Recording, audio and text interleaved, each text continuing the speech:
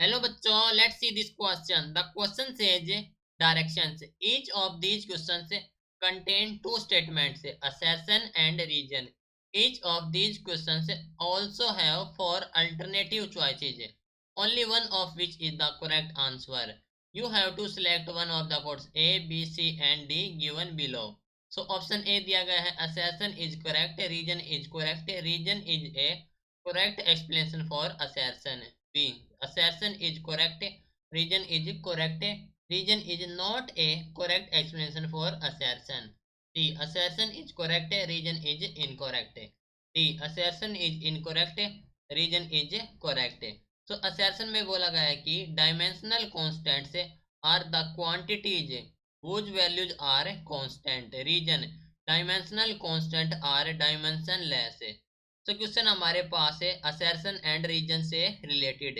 Question में कहा गया है कि हमें फोर ऑप्शन है, हमें सिलेक्ट करना है इनमें से कौन सा करेक्ट है. तो असर्शन है डायमेंशनल कांस्टेंट है, वे क्वांटिटी है जिनकी वैल्यू होती है कांस्टेंट. एंड रीजन में कहा गया है कि जो डायमेंशनल कांस्टेंट होते हैं वे डायमेंशन लेस होते हैं. तो इस क्वेश्चन के लिए हमारा की कॉन्सेप्ट यूज हो रहा है, that is the dimensional constant. Dimensional constant.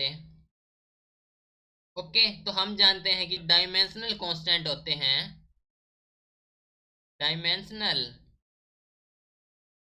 Constant.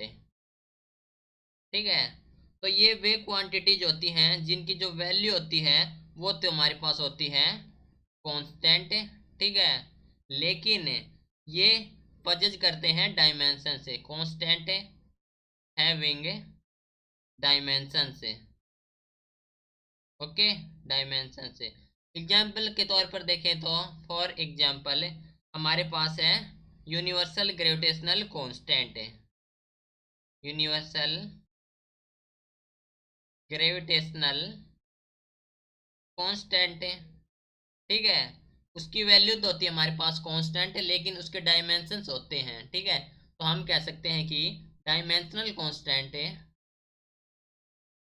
Dimensional constant are the quantities are the